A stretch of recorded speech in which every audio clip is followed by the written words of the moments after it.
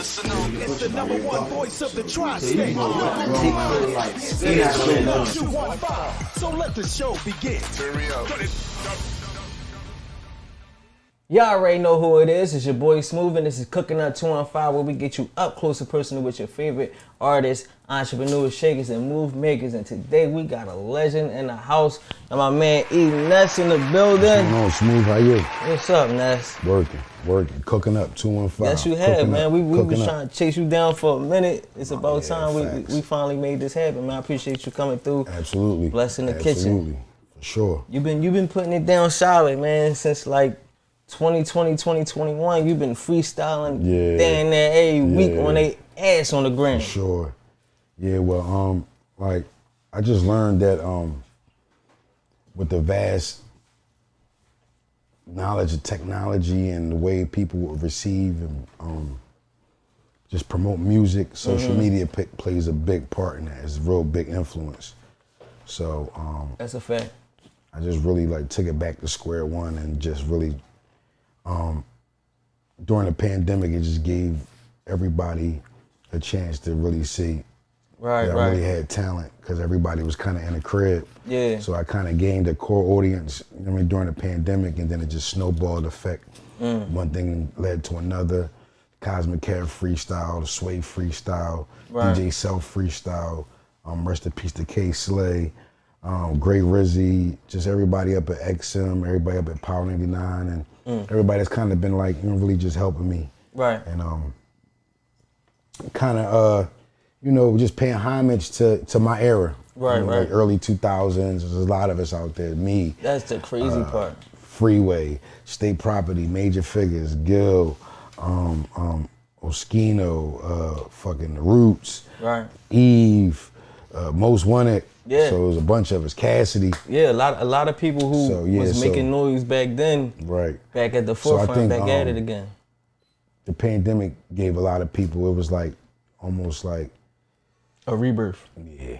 It gave people a chance to shine again. People that was forgotten about or people that was counted out. Everybody, you know, and you was in your crib, so like your phone was like your best friend. Yeah, that's all you had. That's all you had really. So that was your entertainment. And like I said, for me, just taking it back to square one. A lot of people say a lot of things about Ness, but what they're not gonna say is I can't rap. So I just took it back square one. And it's like, let me start here, Ness. Give them all bars. Just give them bars and start right here. Let's see what they say. Let's see how the people respond to it. And then we know if you know, by the way they respond to it, you know you could keep going. If you could keep it going. Yeah. So what was going on in your life that, you know, besides COVID, mentally, that gave you that thought, like, I want to get back active? You know what I'm saying? Like, I really want to be outside. I need to really put my foot down on it. There's a couple things.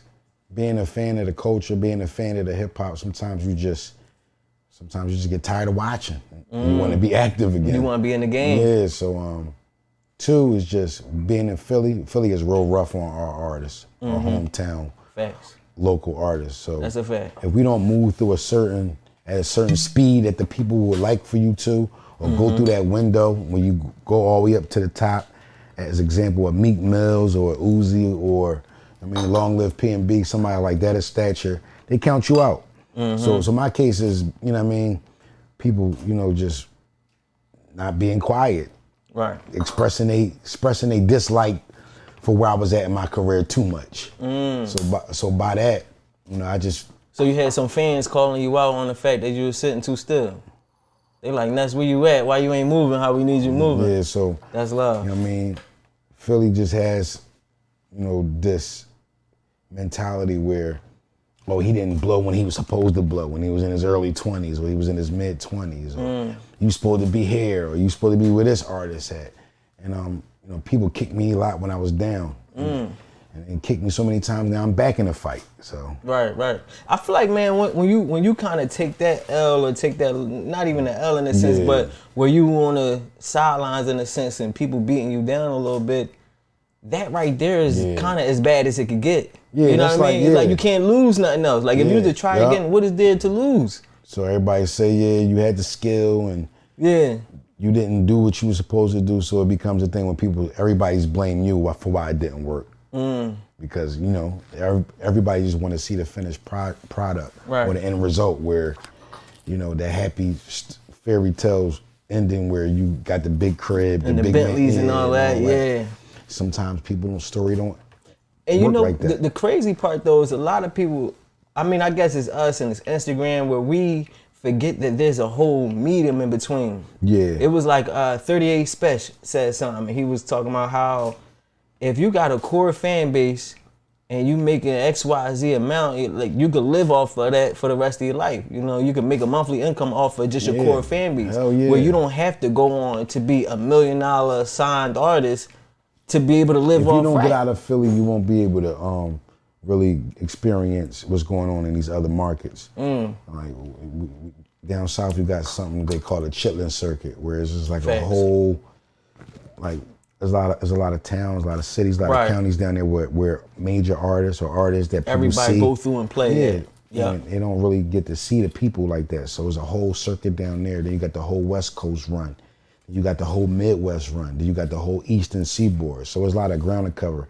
And if you don't really get outside of Philly, your mind, your way of thinking, your mentality will be boxed in because you don't really get to experience different culture and different people. And see what's playing on the radio, was what the program director is playing over in San Francisco or in Alabama or in Dallas or in Port Arthur, Texas. And your view is skewed from Philly. Like you only seeing one side of the spectrum. A big part of being an artist is just traveling and experiencing new things.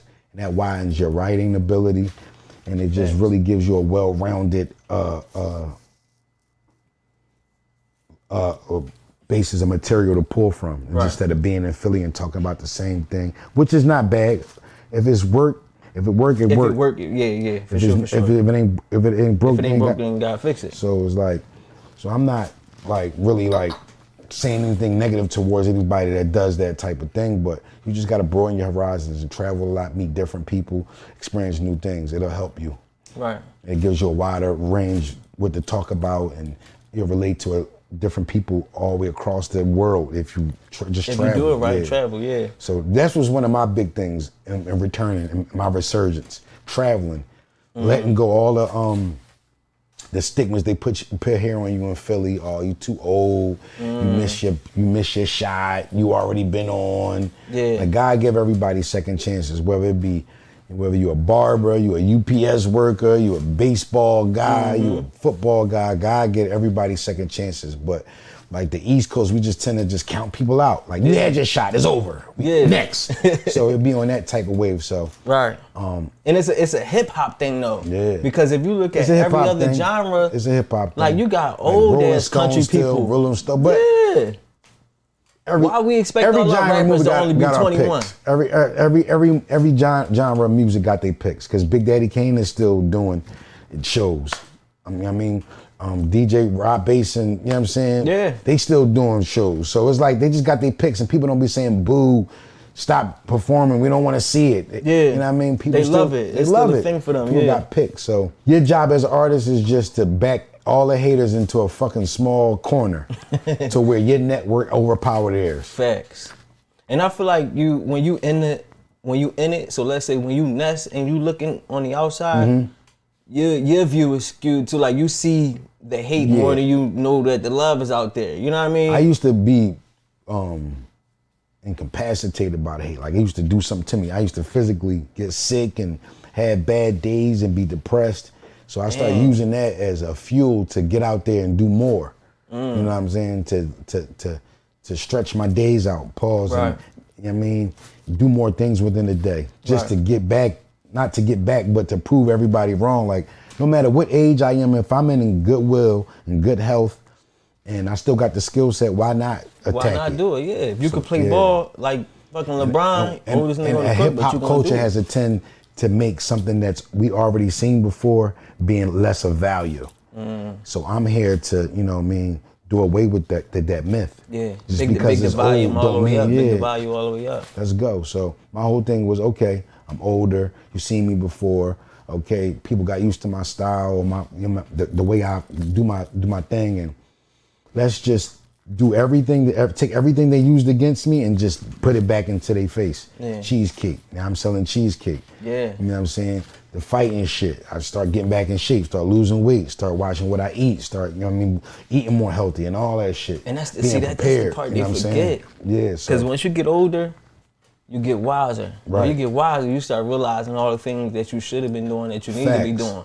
Eating right, certain business moves, you know what I mean? Because you could have did the cheesecake shit way back when it happened. Back, yeah. But you ain't even think about it. But now that you older, you like, okay, this makes sense. It's sometimes what you like, I start learning how to embrace all the negative things. Because people came to me in the past about the cheesecake thing, but I just was trying to do away with it. I just was trying to separate myself. I didn't want to people keep dragging me with it. So I said, fuck it, they're not going to stop. So let's turn it into a product, turn it into merchandise. So when you want to try to bid off me, now I got it for sale. Yeah, put the link in your bio when you bid. There you go. Yeah, so that's a fact. Same thing with the battle. Everybody, oh, why you battling? You going backwards? You taking 3 steps backwards? You was a gold selling artist. Why you battling? And then everybody, the whole world is like multicultural. It's overseas and Russia and Toronto is everywhere now. It's a huge thing. Now everybody battling. So sometimes I be like, kind of like predicting where the culture is going to go. But usually I'm the one that's the guinea pig that take most of the hits. You out there first. Example, the cheesecake shit. Yeah. Then after the cheesecake shit, the next 2 seasons of making a band, they was in Bentleys and in Miami, and they got extra freedom to do extra things. Our season, we was confined to one crib, just working on that album day and night. No outside communication with our family or friends, and we had to share one phone. So it's like everything, we always the guinea pig. When I came back to battle rap, I battled My Sign. Then the next year, they put me right in the ring with DNA, which was Smack favorite. So off the energy from the My Sign, when I went to New York and had a good outing, they was hating on you. So they couldn't wait for me to come back up there and really get back at me for really besting one of their own in New York. Was this a time where the hate was affecting you though? Cause I seen the way you reacted. Yeah, cause I'm human. Everybody like, yo, you was a bad sportsman, but I mean, everybody. It was getting to you. Sometimes it gets to you. Everybody is human. Like a lot of people say, why Brian just ain't run down the court and just dunk on everybody fast as shit. It's 7-footers down there. That's the fuck why he can't go up there and just dunk every fucking play. And people don't understand that. You just watching it, so you think that you can do this shit until you really get in the game. Like it's not that different easy. Than that. It's way different. And it really wear on you. That's just rap. Just go in there and make a banger and make a song and just put it on the radio. Why you can't just do that? Motherfuckers don't know the politics behind that shit. It costs $250,000 for your song to be on every playlist in every major market, just to break a song. And then the people gotta like it. We're not even talking about the people liking the record. That's just the financially economic value. Right. $250,000 to break your record. Yeah. Well, let's get into this too, cause we getting a little deep. And I like to get the people, a sense of your past. And the crazy part, like, as we sit here and you talking the economics of it, you a smart brother. Yeah. You went to Central. Yeah, I did. You gotta hide it though. I used to want to go to Central. You always gotta have that advantage. You always gotta appear. You can't let them know that you really that. That's just the 48 laws of power. I used to learn that. I used to wear it as a badge of honor. I'm smart. And niggas like, all right, so the fuck what? You know what I'm saying? So you kind of pull it out like a special tool, like to your advantage when you need it. That's crazy because Central was one of them joints when from our neighborhoods like. But there's a story behind that. Not to get too deep. I used to. I'm from the projects. I'm from Bartram Village. So my mother made me take a geometry course that summer after I graduated from 8th grade going into high school before I took the test to go to Central because everybody got to take a test to get into that school as an academic. So she put you up on the shit you needed to know before you took the test. So before I took the test, my mother made me walk from Bartram Village all the way to Uni before they tore it down. Yeah. Damn. The whole summer. Yeah. So everybody always like, yo, you walk, nigga. My mom used to make me walk way longer than that. That ain't nothing for me. For my education. Yeah. You know what I'm saying? So it's like a lot of things, like, I wouldn't have did that. I was been doing that shit. Yeah. For my schooling. So. Of course you're going to do it for your So by the time, you know what I mean, I had learned the geometry shit. By the time I took the test for Central, I knew enough to pass. That's hard. What's up? Yeah. And so even at the age of 12, you got recruited by Mickey Davis. Yeah, Black Key Productions, yup. Yeah. Yeah, so we all came up in the projects. They was a little bit older. And I had an academic career going to Central. So, I mean, the problems came when, you know, it started affecting my schoolwork. So that's when I kind of separated from the group. We was all one collective group. It was like the Wu-Tang before the Wu-Tang was the Wu-Tang. So it was like subgroups inside of one big giant super group. Gotcha. The super group was called the Bum Rush, and me and my partner, Dre Deep, we was in a group called Headstrong. And then Suleiman, rest in peace, it just passed like a year ago. My condolences. That was Black Key's brother, so they was a group. So it was like two groups in one, and then we had a DJ, Mr. Sniper, and then who else was in it?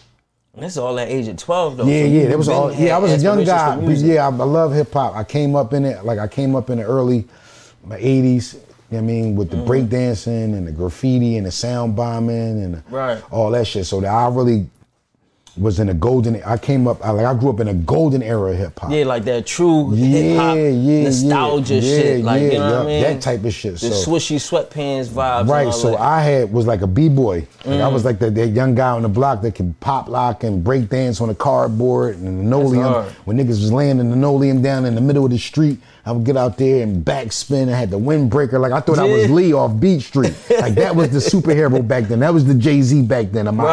The boy Lee from off Beat Street. I don't know if anybody watched the movie Beat Street. It's a hip hop classic. He be killing them on the board, yeah. Everybody wanted to be like Lee. So breakdancing was the thing. And like through my schooling, it just turned, I just grew into a love for writing and crafting rhymes. So you feel like your education helped with definitely. your ability to write these rhymes the way you do? It brought my vocabulary going to an academic school like Central because it's college preparatory. So everything you learn, all the courses is like college. Yeah, preparing you for college. So we had courses like psychology and, you know what I'm saying, Spanish and French classes and all types of shit. Wood shop, metal shop, everything was like academically like advanced in that school. And then you shared the school with different races. So that was my first time being from the inner city, going to school with people of Asian descent, Indian descent, you know what I'm saying? So I was getting straight A's, but I still wasn't finishing first in my class because all these Orients, they did A1, A1, A1, A1 all year, every year. They ain't missing nothing. So they graduating first at their class. Yeah. And that's when I start understanding about everything is a point system. Everything you do, people, is calculated. Every time you do something, every time you run your mouth in class or get in trouble, somebody's documented. Even your health history, everything is documented. Every time you get a cold, every time you go to the doctor, they document it. Social score. So that's how school was. So it did help me open up my vocabulary and give me a sense of imagination. Because you need imagination to be able to write your own rhymes and down thoughts. You need a sense of imagination. For so long too. Right. I feel like that's the crazy part. To be able to kill it as long as you've been killing it. For sure. So we had to get up in front of the class and read whole book reports. So that gave me like a crash course in public speaking, which helps me with MCing and not being scared in front of a crowd of people. You're gonna have niggas going to school now. They gonna be like, I gotta go to school just to get my rap career because it's a lot of dudes, bro. But it's a mixture of things. Because when I turned professional, they gave us media classes. So we had sit down with a media trainer and learn how to not to say, yeah, I mean, and play with our hands and chew gum and was this during the Making the Band situation? Yeah, that was during the Making the Band. So it's a mixture of everything that I learned. And I feel like, I heard they don't even do that anymore. Like they don't train artists. That's why you see a lot of these artists, Kodak, NBA Youngboy, they so raw. They haven't been when you go to talk to them, you can't have a thorough conversation. Yeah, you know what I'm saying? Fuck that, you know what I mean? And niggas gonna get right, you know what I'm saying? When you keep saying, you know what I mean, it's because you don't have the words. So you just keep saying, you know what I mean? Like a vocabulary. Or you can't chew gum, or you can't look a certain way, or you can't fiddle with your hands too much. There's a lot of shit that people don't know. And it's called artist development. But those type of programs are long gone. Shit, yeah. So when did you start battle rap? When did you find your way into battle rap? How did you find As soon as I got into the hip hop was battle rap. The first time I met Black Key was coming home from school one day from Central, and they had the turntables outside in the back of my project building. Black Key was out there, and they was going back and forth passing the mic. Shout out to DJ Earn. He was like the hood DJ that saved up to buy the equipment that actually would bring the equipment out on nice days. And spin shit. And spinning shit. And you know, I mean, had the mic and shit. So I mean, they was going over break beats. So they made me go up against some other guy in the neighborhood that could rap. So my first experience with hip hop was battling. So this is a full circle for you. This is not even something that you could say like, oh, you doing it just as a. It was battling because you write your rhymes, but I mean, this is that like period of my time that I was writing my rhymes, but wasn't confident. Right. And I was letting nobody hear my material. So this was like my first time actually letting somebody hear the material and getting like the response from the crowd or the oohs and the eyes or the reaction from your punchline or your bars or kind of like your stage presence. Did you have a different rap name during this time? Yeah, I was called 40 different names back then. My first name was called Taz because I used to have an animated style. So it was like the Tasmanian Devil. They spinning around and shit, like that type of shit. Yeah. So they had named me that. And then when I got with the Bum Rush, we tried to get a little bit more professional. And I went by Blackmail. Okay. That's hard. You know that back in the day, everybody was called something Black Thought, Black Dragon, Blackmail, Black, you know what I'm saying? So that was like kind of the thing back then. The thing to do back then. And how old is you? This still around 12? Like 12, between 12 and 14. It was like my high school years. And when did it transition to the battle rap that we all know of, like on the DVDs? How did you get introduced to that? I mean, with Smacking Them, we used to like document it, and then I feel like it was Star used to document it. He was like really the first ones that really was innovative with the DVD whole thing. Right. Star started the whole DVD era. That was Star's baby, and when he went to, he started his family and got more into his Bible and Christian thing, he kind of left it alone. And then everybody else, the Smacks, the Team Arliss, the Come Up DVDs, the Cocaine Cities, the French Montana, all these niggas start really adopting after that shit. So he was really the first ones, but he used to have little battle segments on the end of the DVDs when after people would say they raps because they would highlight up and coming artists throughout the city or throughout the Delaware Valley. Then at the end they had their little segments where niggas was actually battling. So, but Philly was always a competitive city. So that was like the first grounds of you like testing your confidence and seeing if you really had the skill set was battling. That's hard.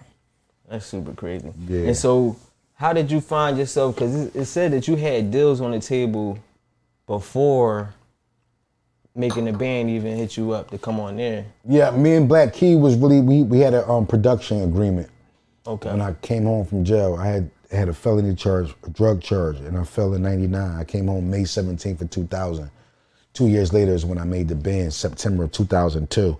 But me and Black Key, prior to me coming home, getting released, we signed an agreement between ourselves, being that he was the bigger producer at the time or had a name producing, because my whole stint in jail, he had dropped like 2 big singles for DMX on the Great Depression album. Who We Being right here, that's Black Key's tracks. Damn. And then my other friend, Zukan, that grew up in the project, he did Ballin' for Jim Jones. So I had 2 guys that I had grew up in the projects with, was like top 10 Billboard producers at the time. Right. So off of their strength, to make it all smooth, I signed a production deal with Black Key, and I was under Black Key production by advice from his lawyer at the time, which was Ed Woods, which went on to be Nick Cannon's lawyer. Damn, it's a major situation. Rest in peace, Ed Woods. But it didn't work out like that, and 2 years later, me and Black Key was still beating the pavement. We had dropped CDs, we had dropped mixtapes, and we was just kind of really just like, shopping a demo. Right. So while he was shopping his beats to the artists, we was shopping the demo. So I actually got to sit down with DMX, and he was really contemplating signing me for his Bloodline imprint back then, which was the guy Hitmaker, which is Iceberg. He was an artist over there at the time. So that's the first time me meeting Iceberg or Hitmaker that we know now today is Hitmaker. He was over there too. Young Bird. Yeah, Young Bird. Iceberg, Young Bird. Yeah, that's crazy. I was following him for the longest too, because he definitely had his run of different changes and shit. And then befriending Miss Jade, I came in contact with Timbaland through her manager. I got Man. He was managing Roscoe Pico Chain, Ab Lava, and Miss Jade at that time. Damn. So I was fortunate to have a sit down with Timbaland, and he was trying to sign me for his Beat Club imprint. So this whole time I was over here moonlighting with DMX, moonlighting with Timbaland, and then some old Willy Wonka shit came with the making the band shit, and that was. What made you say go that route then? Because being with Miss Jade, I used to go up to the radio when she would promote her songs. So I was her tag along. And that's where I started getting introduced with the program directors and everybody up at the radio station when she would bring me along with her to promote her new singles off her album. So I got a chance to freestyle and befriend and network with a couple people. Right. And then when the Making the Band competition came, my man Jay Black, who was the program director that I met through Jade, gave me the heads up. It was like, come down to audition. Because, you know, the Making the Band, MTV, and BadBoy is going through 103.9 to do the whole competition. So he was the program director at the time. So lined you right up with it. Yeah, like come down to audition. There wasn't no favoritism. He just like, yo, you my nigga, I'm fucking with you. Anything I got going on, I'm gonna make sure, you know what I'm saying, But you had enough buzz, you had enough whistling that it was a slam I did at the time, but I never knew how little impact I was having until I got to see the professionals doing it. Okay. And sometimes you gotta ask God specifically what you want for. Like all I wanted was to be heard and be recognized, but you gotta ask God for everything. I wanna be heard, recognized, rich, famous, not get burnt, not get robbed. You gotta ask him for, you know what I'm saying? A particular list. Cause he gave you what you asked for, and that you find out like this ain't that. That's it. Real shit. So this ain't that. All right, well, look, man, we're gonna get deeper into the story right now. We about to get into this food. You ready to eat? Yeah. I be trying to, you know what I mean, watch my shit, cause like weight makes you look older. A little healthy food. All right, let's get it cracking. Let's get it cracking. Y'all already know who it is. Your boy Smooth. We got E.Ness in the building. We about to get into this food. Cooking up 2 and 5. We be right back. Let's go. It's our favorite part of the show. That's your favorite? Yes, sir. Ah, chef, what you got cooking? You already know. Y'all already know who it is. It's your boy Smooth, and it is my favorite part of the show. It is time to get into that food. We got a new chef with us, Chef Mina in the building. How you doing, Chef Mina? I'm okay. Listen, let the people know what you got for me today. So I made salmon lasagna rolls and New Zealand lobster tails, like sliced down the middle. Grilled lobster tails, and I like roasted the salmon, and then I like pre-rolled it, and then I stuck it in a boiler. I'm talking about, it smells so good. Like, she been killing us. We've been waiting all day. It's finally that time. I can't wait to taste it. Is this like your specialty? Is this like your favorite Alfredo dish? is my specialty because I like make the sauce from scratch, and I like put my own little seasonings on it or whatever. But people like Alfredo, and they like my lamb too, but I saw y'all did that a lot, so I had to give it a little switch it up. You said bring it, so I'm like, all right, so these big lobster tails to just take the head off. That's definitely gonna kill them every time. You know, lobster, that's something special. So I appreciate you, you know, bringing it as I asked you to. And my motto is like real bougie meals, so it's like I try to keep that going. Real bougie meals? Yep. That's what's up. On land. Yep. So let the people know where to follow you at, where they can find you at, how they can order this meal or something else or some lamb chops, all that. Right. So y'all can follow me at Chat Pretty Mina on Instagram. Y'all can catch me at Set It Off After Dark, second in Cambria. I'm also working at Big Boy's Kitchen, Philly right now, so y'all can pull up there too, Tuesday through Saturday. You everywhere. You outside. Yeah, I'm all in. You mixing and moving. We appreciate you coming through, making time for us. Yeah, I want y'all to enjoy. Chef Mina, it's your boy Smooth. It's cooking up 2 on 5. Let's get back to the show. Let's go. Y'all already know who it is. It's your boy Smooth. Still here with my man E.Ness. Absolutely. With the blessings from Chef Mina. Whoa. She done made it hard for y'all again. Listen, who? Listen, I ain't even about to play with it. You know what I'm saying? We hungry. We been waiting. We been starving. Who? I gotta see what this thing tastes like. You know Chef Mina in the building. Chef Mina about to have the next cheesecakes too. We about to do a joint venture. Make sure y'all tap in. And the crazy part, like she hit it with the salmon, but it's salmon all in this joint. See, man, y'all I just lost 40 pounds. Y'all about to make me put it back on. Put it back on real quick. This one time. You gotta, get a cheat day in. Yeah. Give me all the actual drinkski. What's this, rigatoni? What's this? Okay. The sauce look extra Hell's Kitchen-y. Yeah, she said she made that herself. She put the little, the hot nice seed flakes on to give the little spice. You know what I'm saying? Okay. That's gourmet food. I'm a seafood lover. I likes. Yeah, that's good. I likes. I likes. A little spinach in there. A little healthy, you know what I mean? A little twist.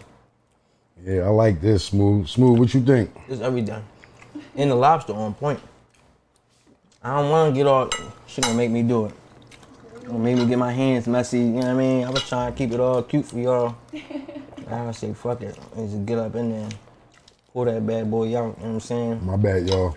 If you don't got to end, I'm about to get my hands dirty like Smooth. Yeah, you got, I mean, I It's try. over for y'all. I try, yeah, try to keep it cool. Try to play it right. It's done now. Yeah, this thing hitting though. This thing Cooking hitting. up. Y'all gotta make sure y'all get with me then. How you feel, Nas? You get treated like this when you go on other interviews? Never. Never? Yeah, this is special. This is special. This is special. This is different, you know what I'm saying? Yeah, this is special, bruh. You know what I'm saying? Shout out Ross and the team. I see Shout why out they Brett, call you know the what I'm saying? smooth guy. I We got see it. everything. It's classy. Drink, food, everything you need. It's a vibe. It's a vibe. You know what I'm saying? Y'all gotta understand. It's a vibe. I gotta Make sure y'all go get that album because every time I post freestyles, y'all be like, yo, drop something. Drop. It's out. E.Ness and Friends. First single. Yeah, let's talk about the album. E.Ness versus Benny the Butcher. You know what I mean? I can ask you about Trifecta. that Then I Benny. got the second single, E.Ness versus E.Ness featuring Method Man, Wu Gang, Black Key, produced by Black Key. You brought up all the people I was gonna ask you about. Come Cause on, I seen you let's was talk working about with it. Method, and it was just crazy. Cause I'm like, you know, like you said, Wu-Tang before the original Wu-Tang. How did Right. it feel working with an original member of Wu-Tang? Like one of the first Wu-Tang members to even go. Method was one of the artists that I studied. So, you know what I mean? A lot of people like, yo, you remind me of Busta. You remind me of like those deep baritone voice artists, those raspy voice artists. Like we all have some of the same similarities. Right. Method Man is like an entertainer. He has that stage presence, the animation. And that's where energy. you get your animation from? Part of it. That's crazy. That's dope. To see y'all working together was a major joint. I seen that. For sure. And how did you even make that happen? Like, he ain't even really in Freestyle. See, like what's that. so crazy about Philly, and that's why you keep doing freestyle. Why you keep doing freestyle? These are the same freestyles that got me back in communication with Kanye West. The same freestyles that got me back on the line with Diddy. The same freestyles that got me back on the line with anybody that you see every day that's making major moves behind the scenes. These the freestyles that got people That what attention. you got you there, right? For sure. So, like, Philly got a bad habit to be like, no, stop doing that. Nigga, it's working. Yeah, why I'm gonna stop if it's working? Stop doing that, man. You need to do this. Why?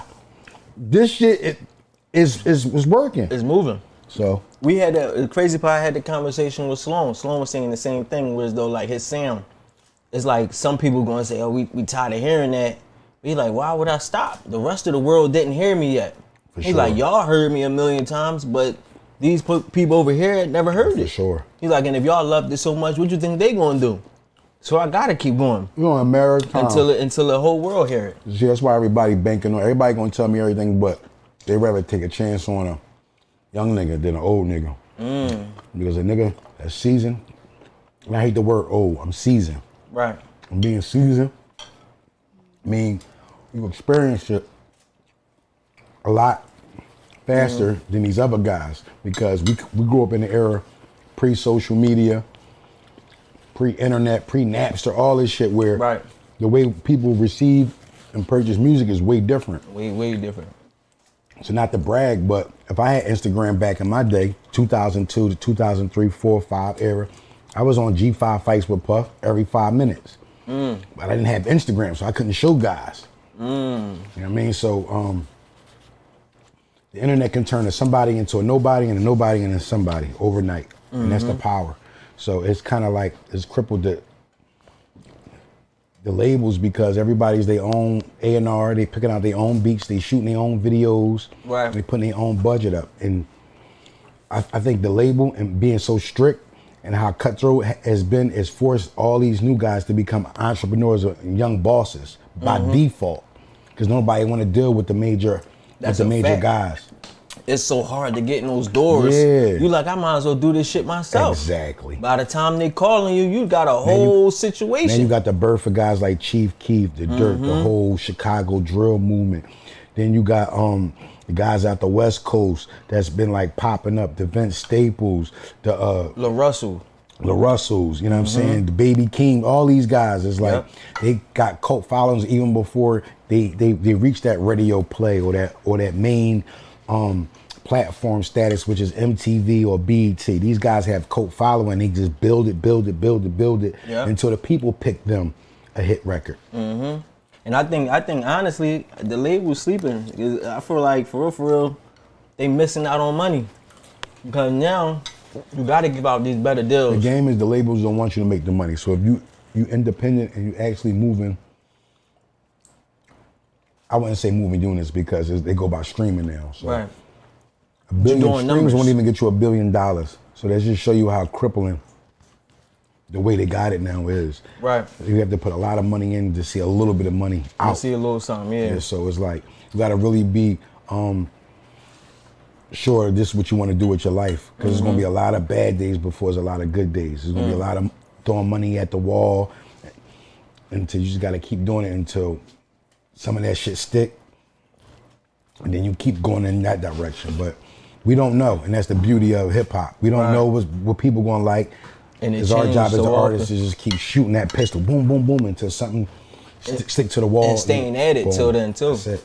But that's what helped you grow as an artist. But your city will break you down. Oh, you just not good enough. Oh, you just not cute enough. Oh, you don't got the tattoos. You didn't kill nobody. You didn't beat the case. You didn't beat your op up. You didn't catch him. You didn't kill him. You didn't do this. That nigga that took your lunch in 3rd grade, you ain't beat him let up him the slide.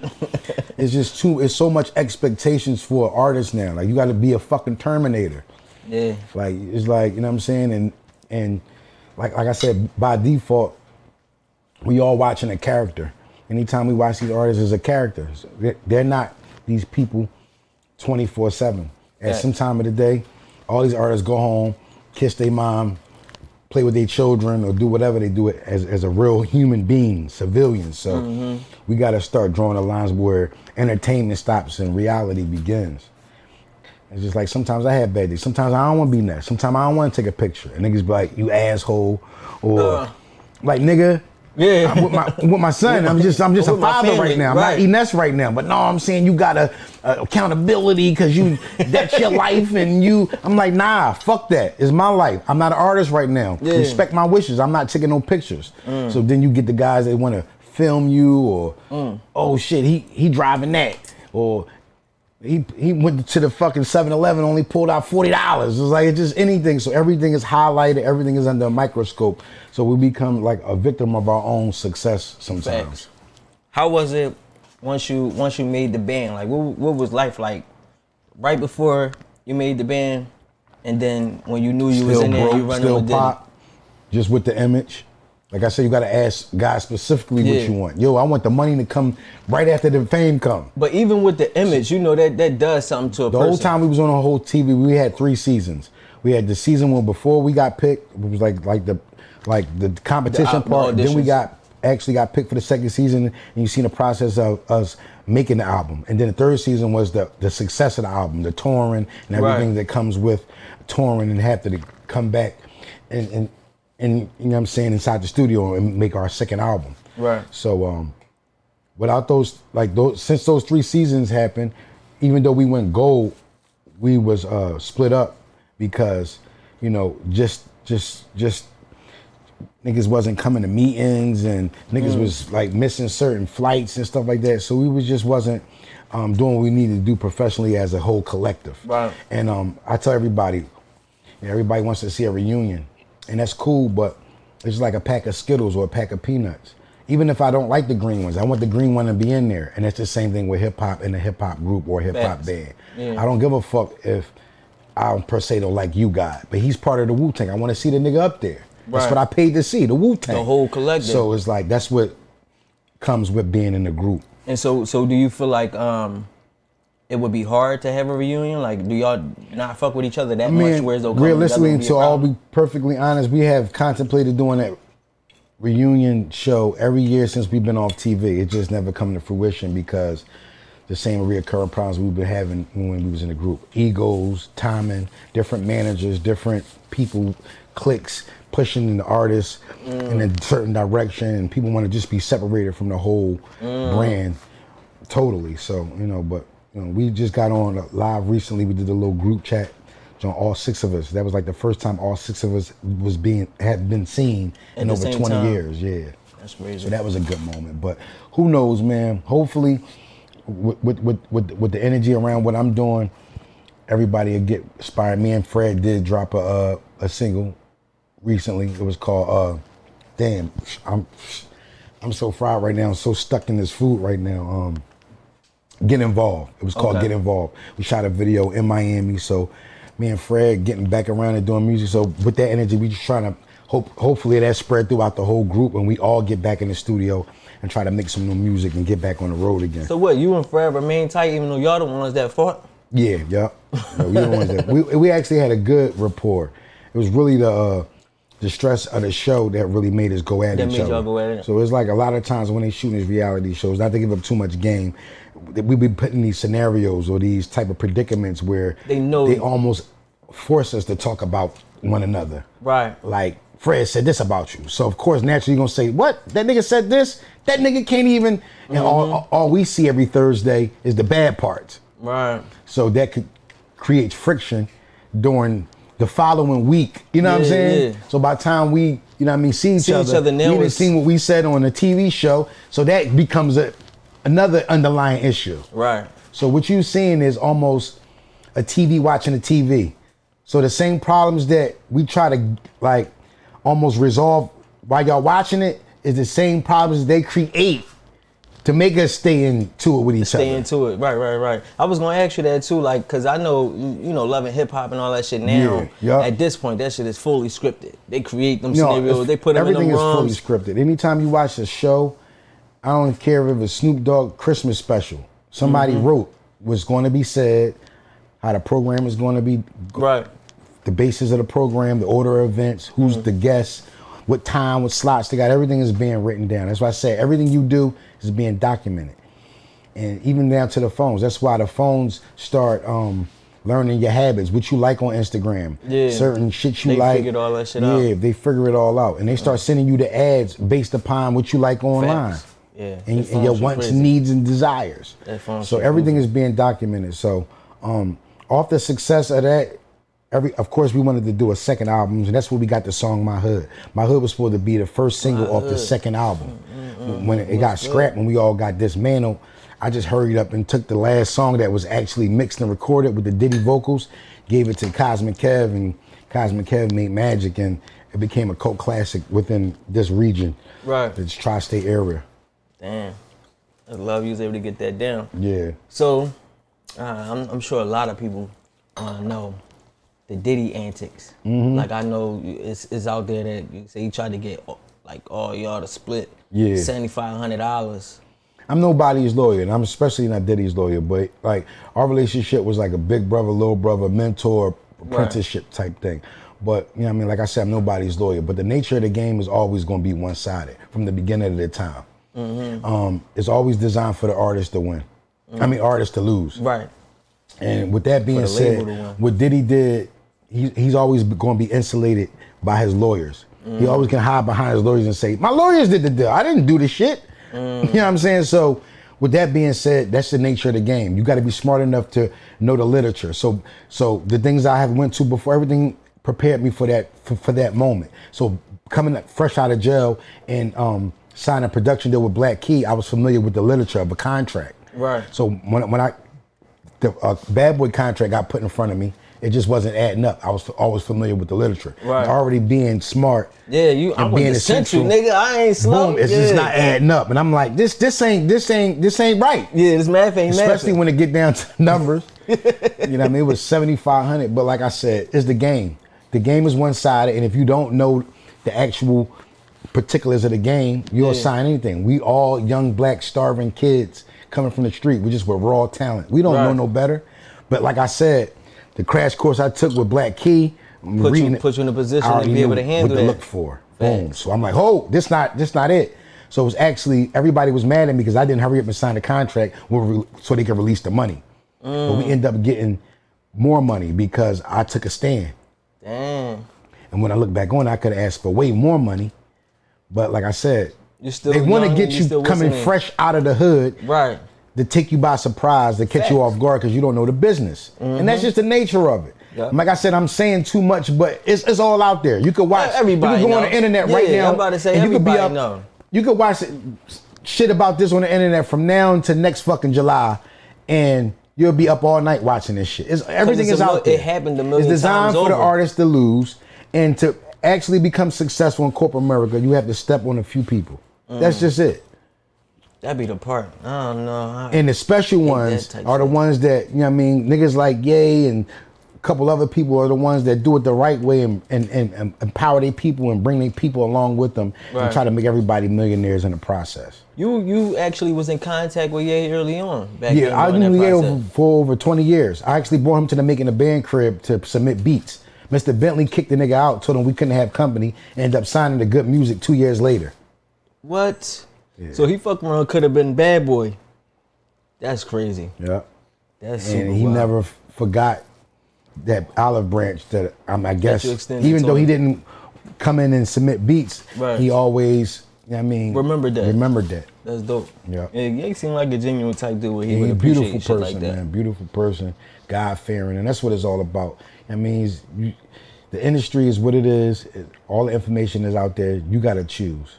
Well, let's get back into the album. sure. You was talking about the album. So I know you got Benny the Butcher. Got Benny on there. I got my battle rap brethren on there. Tay-Rock. I got, of course, the State Property family. Got PD Crack on there. I got Oskini on there. We got a song called Deep Cover. Me and Freeway got a freestyle on there. Me and Beanie Siegel got a track on there, actually, that we did before he lost his voice. So that was like a crazy throwback joint on there. Yeah. It never was out. Like this some Never shit y'all was had out. in the Oh, top. I put it out and it just kind of got buried. And Pulled it then back I in? pulled it back out and people think it's like the new Mac, like he got his voice back, like the AI Mac. Damn. They think it's AI. They think it's AI. Yeah, they think it's the AI Mac. So shout out to those guys, and I always kept a seed planted in New York, and got my New York guys on there, Vado, Corey Guns, Vado always a good joint. and Benny the Butcher by way crazy of spit. Buffalo. So yeah, So you got a tape full of like and I spitters on show that love joint. to the young guys. I got DJ Crazy on there. That produced the song That's my Blicky. That's guy. another single off the album. Right. And I got Zai Sosa, which has been played on the radio all last summer and shit. Cause I've been popping, running around with PNB Which is Rock another back down. Black Key produced single. So I got 2 Black Key produced singles, Method Man, Zai Sosa. I got my battle rap guys on there. Right. Got my New York guys on there. Got my State Property guys on there. I'm set. Make sure y'all go with the album, E.Ness and Friends. So when it come down to making an album, even though you are known for battle rap or you're Right. known for freestyles, how do you attack an album? Like what sound do you go for when you so well rounded? Well, a on lot of any people kind like, you need to go back to Old Ness. The Old Ness was, bouncy. it just wasn't, it was a time and a place that it's really rare to get back to. You really got to put yourself mentally, All the way really back got there. all the way back there, and it just, you'll get a different Ness. But this Ness is much more wiser. You know what I'm saying? I learned how to save money. I got different things to talk about instead of just drilling or Facts. trying to rob somebody or stabbing and poking everything and shooting shit up. Right. My content is different. It's more where I'm at in my age wise. Right. Content oriented. But that's what we really want to see though. Cause I can't feel keep like, talking about the same thing on a block, pitching rocks. Yeah. And, you know what I'm saying? It's just different. It's different. Like, Wayne though. I love Wayne though. I Shout out always to like Wayne, his what's the name? His talks about music. He was just talking about how you got these artists that's really like pushing 30, pushing 40, doing drill music, still talking sure. about the same bullshit, but you don't live that no more. That's not true. your life. You know what I'm saying? These young niggas out here, some of that's these niggas really true. outside You really acting gotta crazy. you gotta be looking in the mirror and just be true to yourself. Yeah. So I let all them stigmas go, what I should be in people's eyes. It's so open right now. You got openly gay rappers, and they have introduced that whole agenda now. Right. Nothing is taboo. You got Sexy Red out here talking about booty hole brown and all that shit. You could do whatever you want to do out here. My kids got to listen to that. Like, I got a 19-year-old daughter. I remember the time Chris Brown pushed your panties to the side. I mean, everything is out there. So, you feel what I'm saying? It's out there.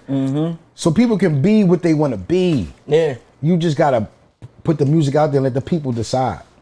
And I think that the people are way less caring in a sense than people think. Like, people think that people are like super critics about all this shit. There's a reason so much shit is allowed in, because they not as tight as I believe. I feel like they okay with you. That's why being my researchers are so unapologetic, because like I said, I just let go everything people were saying about me over the years. Right. The way I dressed, the way I looked, how marketable or unmarketable I wasn't, and I just left it up to the bars. And I said, listen, if my name ain't what it is, if I don't get on this phone and rap for at least 90 days straight, and my engagements don't start going up, you know what I mean? My impressions don't start going up, my numbers don't start going up, and you know what I mean? I took a chance on myself, I bet on myself, and it's coming back tenfold.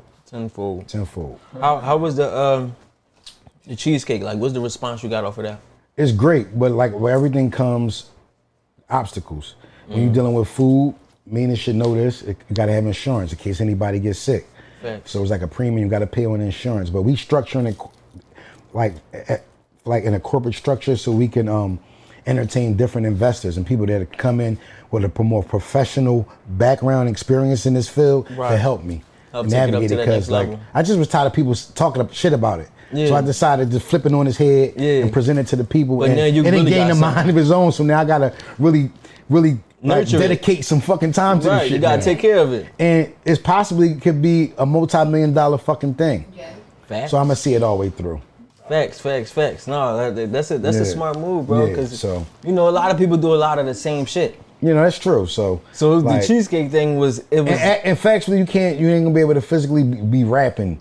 So this can create generational wealth, and that's what they're scared to talk about. And it's Philadelphia. Yeah, I tell all these people out here, because I'm a Scorpio, so I love women. So I dealt with every fucking type of women in this city, except the bus driver, a CNA, a nurse, a this, that, and all that. And I tell all these women, if you like, I've lived by the Dame Dash code of fucking life. If you don't pass and be deceased, if you can't pass whatever job you worked off to, if your children can't work at that job and benefit off of it, then you was wasting your fucking time. You gotta do it for your last name, not your first name. And that's what all these women in the city, they think they gotta up on these niggas because they work a fucking job. And they never fucking sat down with the motherfucker to sign a check. At least I sat down with my oppressor. At least I ate at his house in the Hamptons or in Atlanta or over here. Motherfuckers work for motherfucker all fucking their whole life. Never see the nigga that signed their checks. Never even offer him a fucking cup of coffee or even to come over to their fucking crib. But here's niggas want to talk shit about Ness because I actually know my oppressor and cool with the nigga. I be talking about that shit too. I really do. Because I really push that, bro. Like, you gotta do it for yourself. You know what I mean? Especially after COVID. College teach you how to get a job. You know what I'm saying? Entrepreneurs create a job. Exactly. And it's like, this shit is hard, but once you do it, man, that shit is so much freedom. So what I would know, I would never go back into the workforce because I know too much. I've had too much access to too much information to ever go back into the workforce because I know what's going on. You took the blue pill. When you say the blue pill, you know the reality of this shit. You can't even see it no other way. I can't work for a nigga when I know how it works. Once you resistant, so when they bring the tanks through, you too tired because you don't went to work. You didn't went to work and you don't want to jeopardize your check. You gotta do what you gotta do to keep your job. We already in the matrix. People just don't know it. So all you see, all these TVs and these movies and all this shit. That shit real life. Matter of fact, Jamie Foxx was in a movie. He's on Netflix called Tyrone Got Cloned. And all this shit come out with him getting cloned. And they keep trying to talk about him getting crazy, bro. This shit is real. All this shit is crazy. So all this alien, all that shit is we living amongst the niggas right now. That's real shit, bro. So everybody think they gonna come together and bond together and get together and form a revolution. You're not. Do you think be who you are in the Matrix, whether you're a carpenter, you're a cameraman. Just do it. Just do what you're gonna do, get your money and take care of your family, enjoy yourself. Right. Because it's been rigged 100 years ago. We never gonna win. They already, the higher ups and sat down years ago and fucked us all 20 fucking thousand years ago. It's not gonna happen. No matter how kumbaya, revolution, we get Black Panther, the leather with the pumps and bare arms and shit is not gonna fucking happen. They already strategically fucked us over 1,000 years ago. No matter how strong we get, we physically stronger and all that shit. We the best in sports. It's not gonna happen. They already finessed us. So what I'm gonna do is just shut the fuck up, be an artist, and share my music with the world and take care of my family. And get my fucking money. That's it. And eat good, live well. So I want all the whistleblowers out there. Y'all can blow the whistles as much as you're going to end up in somebody's fucking hospital. Talking about they got me. I don't want my story to end like that. I don't want my story to end like that. I'm being honest. Nah, that's real shit. I'm being honest. So like everybody think they, uncovering some shit. No, it's already out there. Y'all not doing nothing but making y'all shit worse. Making your shit hot. Yeah, and then your family. They looking for you. Then when you get knocked off, you're not gonna be here to protect your family. They're gonna be getting bumped inside the head too. I don't want that. I don't want when something happened to me, my kids are still getting clunked at 45 years of age for some shit I said 45 years ago. I'm playing the game. Yeah. That's why I never spoke out about none of the higher ups, because I know they control the system. They control the system. It's their game. It's their game. Yeah, it's their game. It's their game. It's their game. Everything from the clothes we wear to the chair you sitting on, that gas. They make us pay for everything. Gas, electric, clothes, water.